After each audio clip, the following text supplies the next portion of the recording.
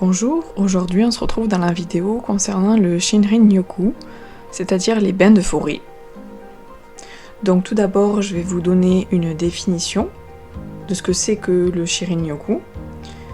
Je vais vous parler des lieux où est-ce qu'on peut le pratiquer, les raisons de le pratiquer et ses avantages. Ensuite, les 3 règles pour bien le pratiquer, ses bienfaits, pourquoi ressentons les bienfaits, et ensuite une petite conclusion.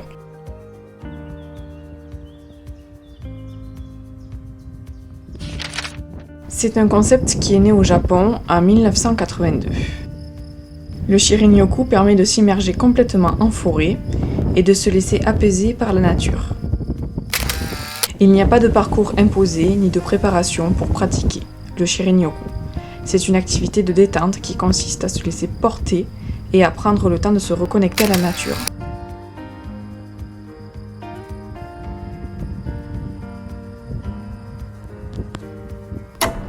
Les arbres vont révéler leur potentiel apaisant, énergisant et bienveillant.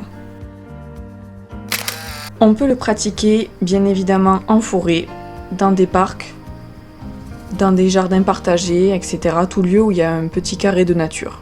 Maintenant, je vais vous parler des raisons de le pratiquer. Alors, la première, ça serait son effet anti-stress. Cette pratique permet de faire le vide dans son esprit, de mieux respirer, de mieux observer et d'avoir une meilleure concentration. Le deuxième point, c'est bon pour la santé. Ça diminue la pression artérielle et les battements cardiaques, donc c'est excellent pour le cœur. Et ça permet de renforcer le système immunitaire. C'est pour ça qu'il est conseillé de le pratiquer en toute saison et surtout particulièrement en hiver lorsqu'il y a des virus. Le troisième point, ça serait se ressourcer. Ça permet d'être calme et apaisé intérieurement, et ça permet de favoriser le repos et la récupération. Le quatrième point, c'est l'effet positif que ça va apporter. Ça aide la personne à se protéger des émotions négatives, à réduire l'anxiété, la colère et l'agressivité. Et le dernier point, ça permet d'être plus heureux, afin de trouver la quiétude de l'esprit et apaiser ses émotions. Des chercheurs ont prouvé que marcher tranquillement en forêt éclaircit les idées, conduit à une intuition plus profonde et plus claire, à stimuler la concentration, la créativité et à augmenter la vivacité. Les avantages, donc c'est gratuit, il n'y a pas besoin d'accessoires de matériel particulier, aucun prérequis n'est exigé, juste savoir marcher. Et les inconvénients, ça serait parfois de se déplacer pour se rendre sur le lieu où on veut pratiquer le Shinrin-yoku.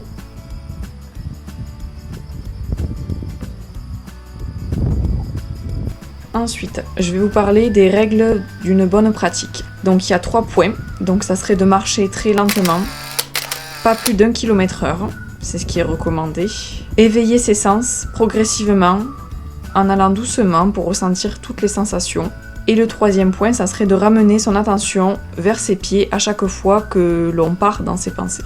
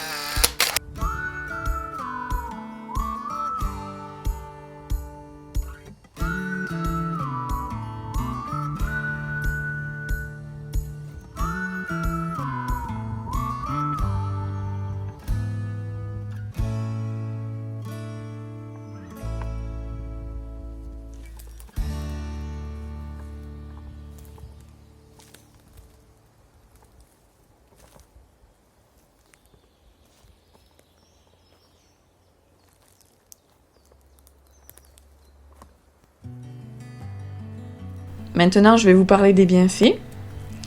Donc ça permet de mieux respirer, on respire mieux, ça permet de s'oxygéner, le cerveau, les poumons. Ça permet de s'ancrer dans l'instant présent et de vivre le moment présent, donc se reconnecter à soi, être en pleine conscience. On arrive à se reconnecter à soi grâce à ces 5 sens: respirer, contempler, écouter, caresser, toucher, un arbre par exemple, et goûter. Donc attention uniquement si vous connaissez les plantes comestibles, les baies, les herbes aromatiques, etc.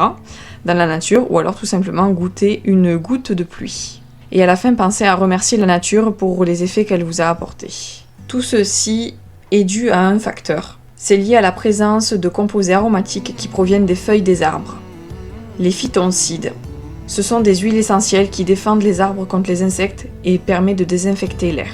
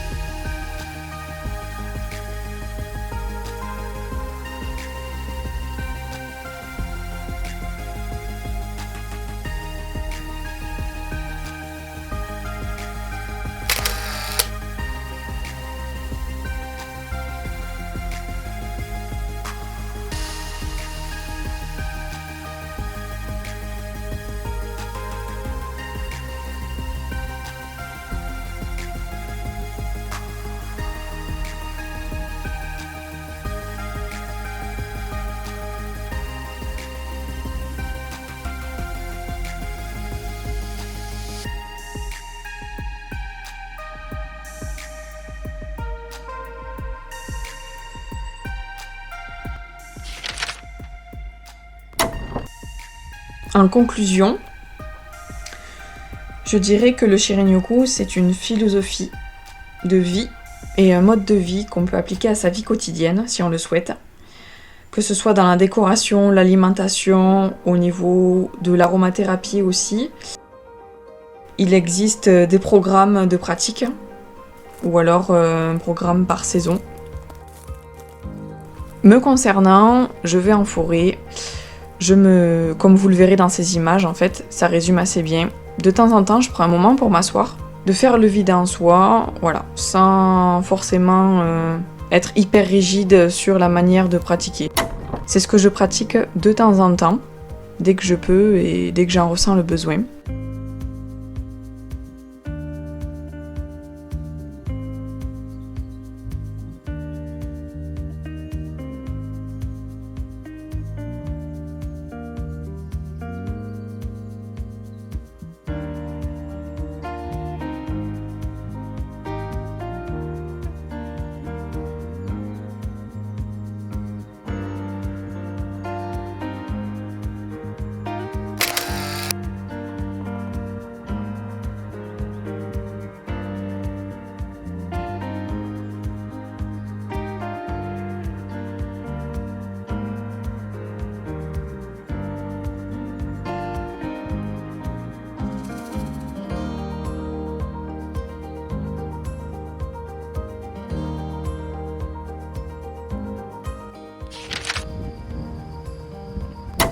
J'espère que cette vidéo vous aura plu et que les images vous permettront de visualiser un petit peu moi comment est-ce que je pratique.